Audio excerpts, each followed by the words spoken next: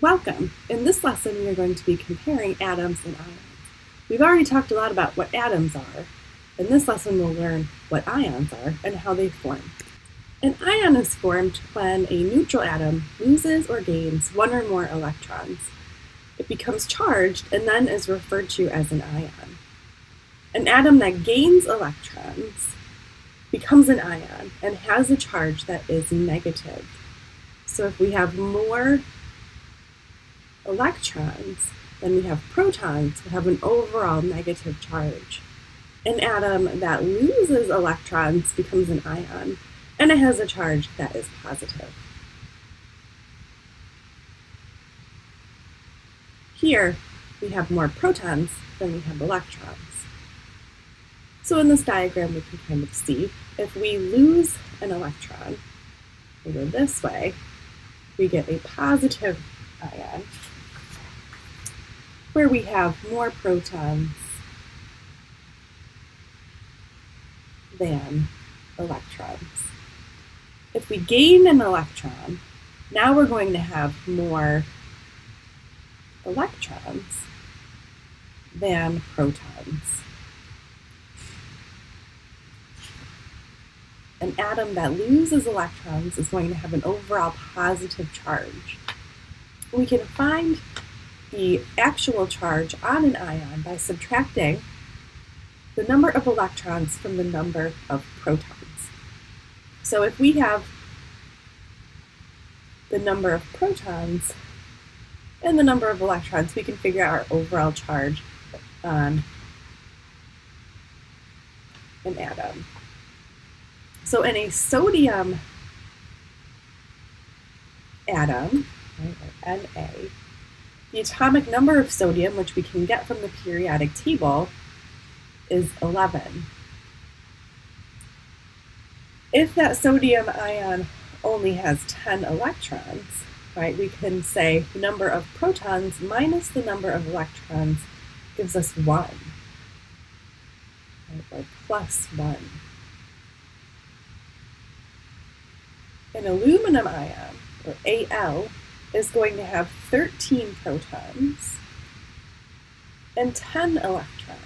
Right, so again, we can do this subtraction, 13 minus 10 to give us 3, and then we'll have a plus 3 charge.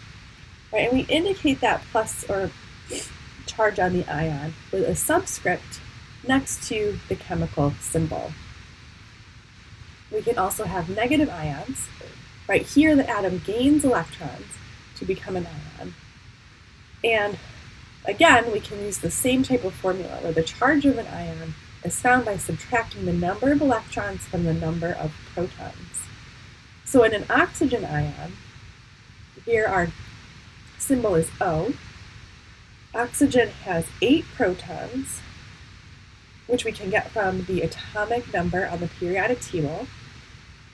If that oxygen ion has 10 electrons, here we're going to do 8 minus 10, which gives us a minus 2. So this gives us a negative number, so we can put a minus 2 next to our chemical symbol to indicate that we have an ion. Phosphorus ion, right? Phosphorus has a chemical symbol of P. It has 15 protons based on its atomic number, and it might have 18 electrons.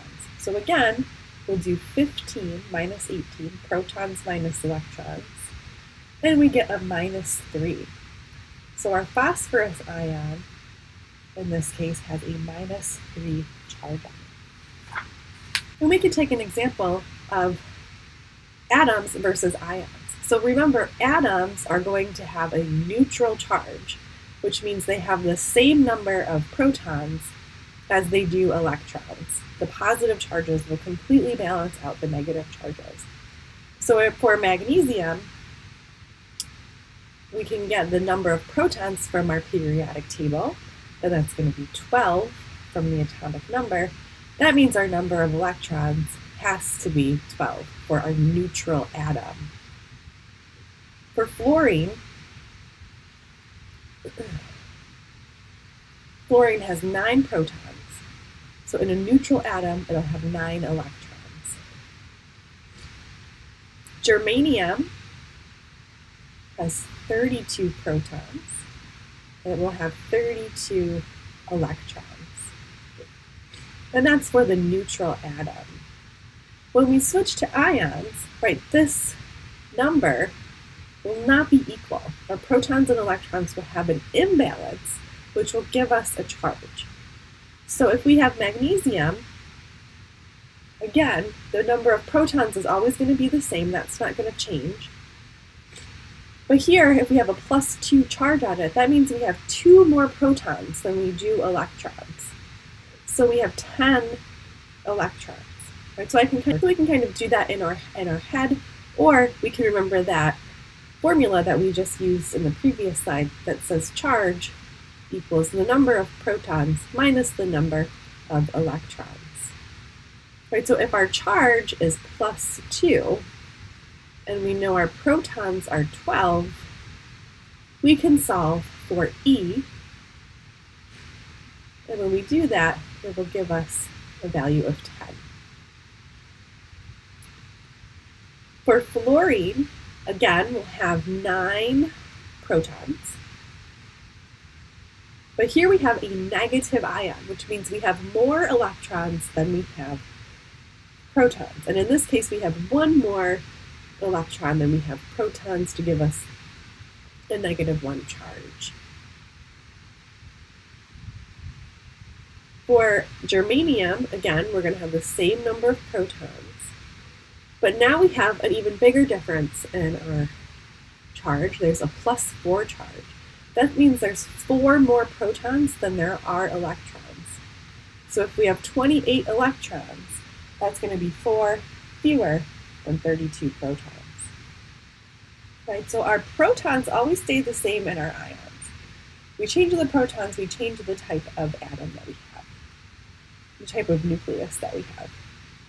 But our electrons can change. Right? We notice some big changes in our number of electrons between these 2 charts. And when we gain or lose electrons, we get these ions. We can also practice this a little bit more. So why don't you try strontium with the +2 ion? Determine how many protons and how many electrons are in strontium +2.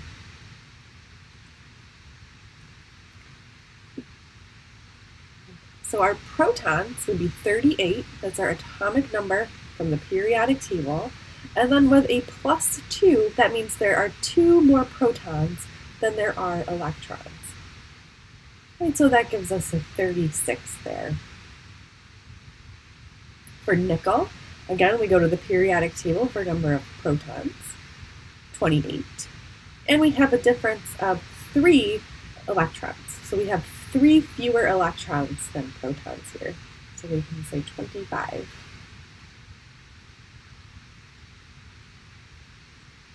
Selenium, why don't you try selenium? -2, determine the number of protons and electrons.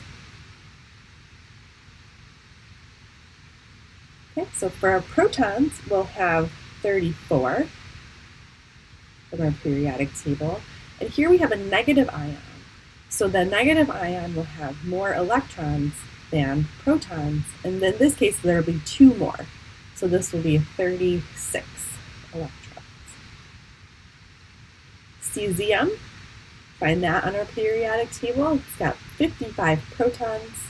It's a positive ion, so it'll have fewer electrons than protons.